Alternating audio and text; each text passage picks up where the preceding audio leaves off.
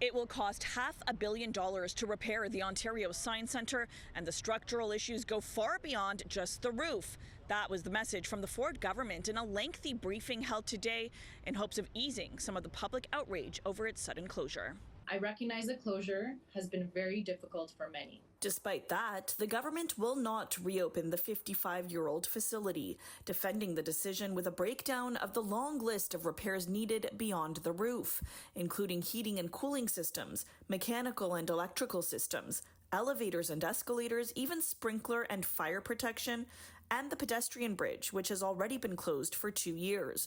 The total estimated cost, $478 million, and the government emphasizing all 3 buildings would need to be vacant to make the repairs. The building's infrastructure is deteriorating, and it has been for years. I'm wondering why investments weren't made earlier to address some of these critical repairs. We have been providing support to the Science Centre. In fact, last year we provided an emergency $7 million.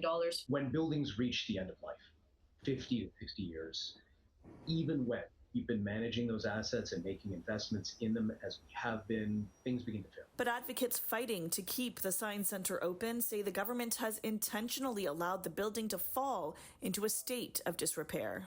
That's because of the deferred maintenance that was part of the plan of the Ford government to close this building to reward somebody else. So you think that they were neglectful?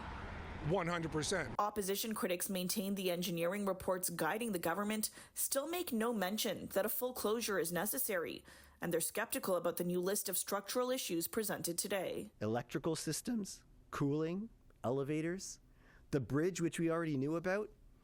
The engineers said nothing about these things. And now, coincidentally, all these things also need to be fixed by October 31st. The future of the building remains up in the air. The infrastructure minister says the focus right now is moving all exhibits and staff out of the building before the winter, when snow on the roof could pose a risk. In the meantime, the government says summer camps and summer programming have been moved to a local school while the search continues for a temporary facility. For City News, I'm Tina Yazdani.